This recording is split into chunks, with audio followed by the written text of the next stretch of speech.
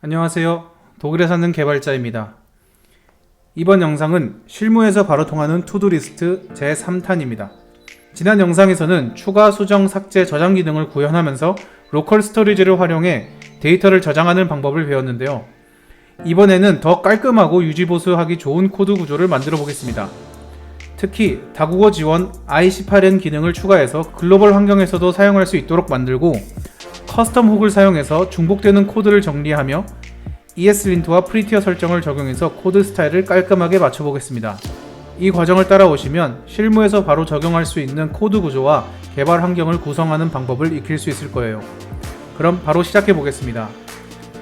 먼저 커스텀 훅에 대해 이해한 후 코드로 넘어가겠습니다. 커스텀 훅을 이해하기 위해선 훅을 먼저 알고 있어야 합니다. 훅이란 리액트에서 함수형 컴포넌트에서도 값, 즉 데이터를 기억하고 화면이 업데이트될 때 원하는 동작을 실행할 수 있게 해주는 기능입니다.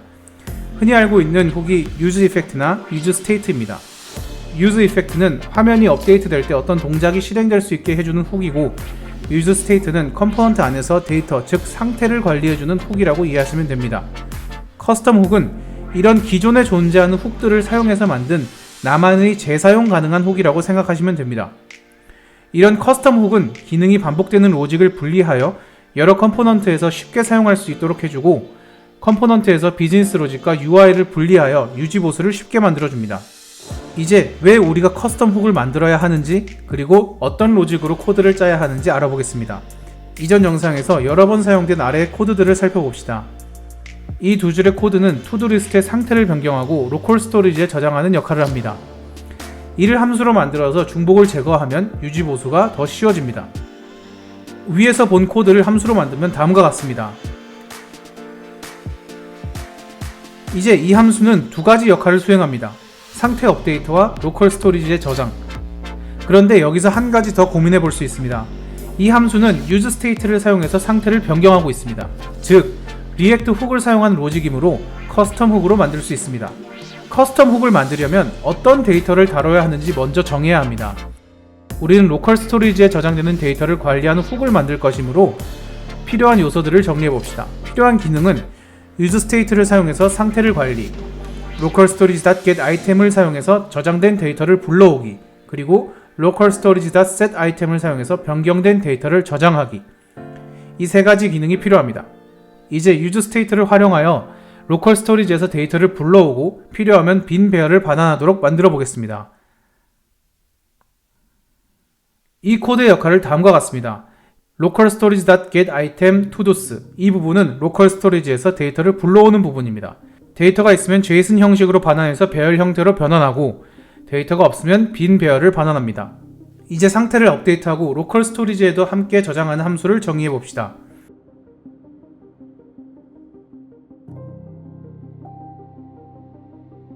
이제 우리가 만들려던 커스텀 훅의 주요 기능들이 갖춰졌습니다. 이제 최종적으로 입력값과 반환값을 명확하게 정의해서 완성해 봅시다. 커스텀 훅은 재사용이 가능해야 하므로 사용할 데이터의 타입을 지정할 수 있도록 제네릭을 활용합니다. use state를 사용해서 상태를 관리하고 로컬 스토리지에 데이터를 저장하고 불러오기 위해 키값이 필요합니다. 그리고 use state에 필요한 초기 상태를 initial value로 받아서 초기 값을 컴포넌트에서 설정할 수 있게 합니다.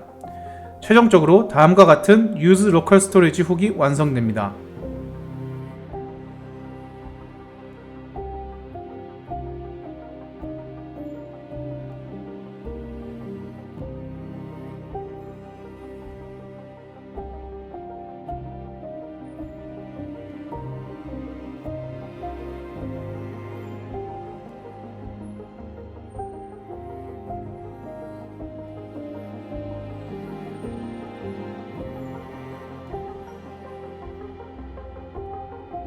이렇게 완성된 커스텀 훅은 다음과 같이 사용됩니다. use state를 썼던 것처럼 반환값으로 우리가 쓸 변수들을 정해주고, use state 대신에 use local storage를 씁니다. 그리고 제네릭으로 타입 변수를 지정한 곳에 to-do 배열을 써줍니다. 그리고 키값으로 todos, 그리고 초기값으로 빈 배열을 설정해줍니다. 이렇게 되면 커스텀 훅을 쓰기 전과 반환값은 똑같아 보이지만, 여기서 setTodos는 커스텀 훅 안에 setValues 함수이고, 이 함수에서 상태 변경, 로컬 스토리지의 저장이 일어납니다. 따라서 우리는 이제 set todos 가로 열고 updated todos만 쓰면 상태 변경과 함께 로컬 스토리지에 저장을 하게 되어 22번째 줄이 필요가 없게 됩니다. 이렇게 우리는 반복되는 코드를 커스텀 훅을 사용해서 줄여보았습니다. 자, 이제 우리가 추가할 기능 중 하나인 IC8N에 대해서 알아보겠습니다. IC8N이란 용어는 국제화, Internationalization의 약자로 I와 맨 끝에 N 사이에 18개의 문자가 있어서 IC8N이라고 부릅니다. 간단히 말하면 앱에서 여러 언어를 지원할 수 있도록 설정하는 과정을 의미합니다. 이번 영상에서는 리액트에서 다국어 지원을 쉽게 구현할 수 있도록 React-IC8 Next 라이브러리를 사용해서 작업할 예정입니다. 실제로 실무에서도 널리 사용되는 방식이기 때문에 미리 익혀두면 협업할 때도 큰 도움이 됩니다. 자, 그럼 이제 다국어 기능을 적용하는 과정을 살펴보겠습니다. 다국어 지원을 위해 우리는 다음과 같은 폴더 구조를 사용할 겁니다. IC8N 폴더 안에 en.json 영어 번역 파일, de.json 독일어 번역 파일, 그리고 IC8n.ts 다국어 설정을 담당하는 파일을 만들 겁니다. 이렇게 언어별로 .json 파일을 만들어서 우리가 사용할 텍스트들을 미리 저장해두는 방식입니다. 그럼 IC8n.ts 파일을 하나 만들고 여기에 다국어 설정을 해주겠습니다. 먼저 React-IC8 Next 패키지를 설치해야 합니다. 그리고 IC8n.ts 파일에서 다음과 같이 설정합니다.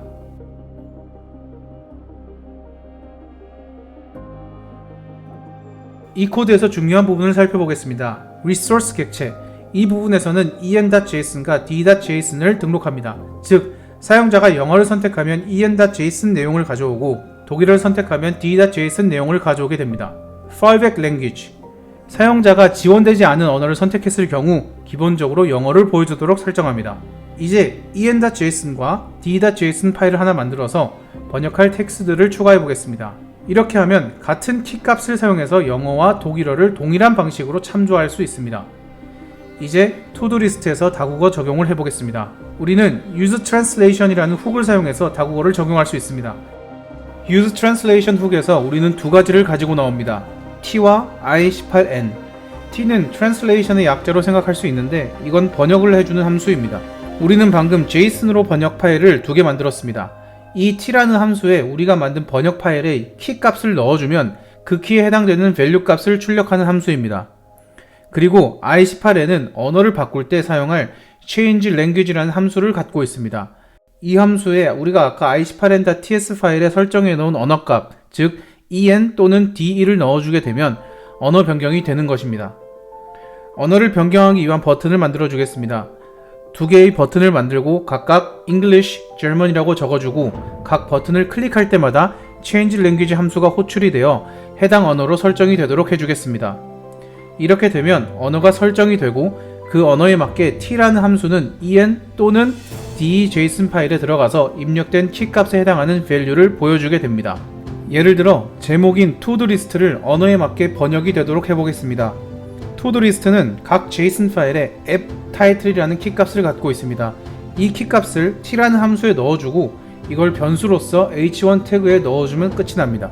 브라우저로 돌아가서 확인해보면 제대로 번역이 되고 있는 것을 볼 수 있습니다.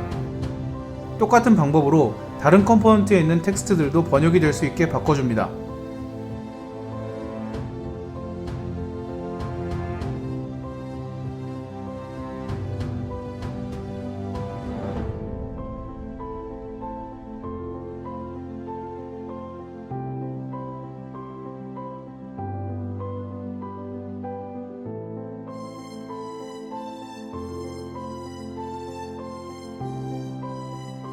그렇게 되면 번역까지 완벽하게 되는 것을 확인할 수 있습니다. 자, 이제 마지막으로 ESLint와 Prettier 설정을 해볼 차례입니다.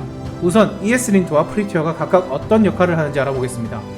ESLint는 린팅인데 코드에서 문법적인 오류를 자동으로 감지하고 경고해주는 도구입니다. Prettier는 코드의 스타일을 자동으로 정리해주는 도구입니다. 탭 간격, 따옴표 종류와 같은 스타일을 강제로 적용시킵니다. 개발자가 따로 코드 스타일을 신경 쓰지 않아도 일관된 코드 포맷 유지를 할 수 있게 해줍니다.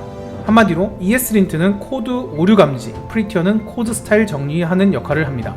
그럼 이제 ESLint와 Prettier를 프로젝트에 적용하는 과정을 단계별로 정리해 보겠습니다. 일단 필요한 패키지들을 설치합니다. 그리고 .eslint.rc.json 파일을 생성해야 하는데 바로 직접 생성해도 되고 npx eslint-init 이라는 명령어를 실행하면 기본 설정 파일인 .eslint-rc.json 파일이 생성됩니다. 그리고 파일의 내용을 화면과 같이 채워줍니다. 중요한 설정들을 잠깐 설명을 드리자면 extends는 eslint가 적용할 기본 규칙을 지정합니다. recommended, prettier 등. plugins는 eslint가 사용할 플러그인 목록을 정의할 수 있습니다. rules는 코드 스타일을 강제 적용하는 규칙입니다. 여기서 prettier/prettier를 하면 prettier 스타일을 따르지 않으면 eslint 오류가 발생하도록 할 수 있습니다. 그리고 .prettierrc 파일을 생성하고 화면과 같이 내용을 채워줍니다.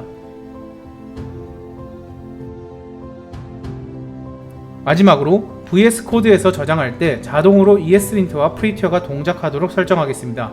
이 설정을 위해선 .vs 코드라는 폴더를 만들고 그 안에 settings.json 파일을 만들어줘야 합니다. 그리고 그 안에 화면 안의 내용들을 채워줍니다.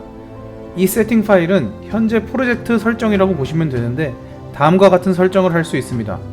저장을 했을 때 eslint가 실행이 되게 하기, 저장 시 포매팅이 자동으로 되게 하기, 그리고 파일이 포커스가 벗어나면, 즉 한 파일에서 작업하다 다른 파일로 넘어가게 되면 작업 중이던 파일이 자동으로 저장되게 하기 등을 할 수 있습니다.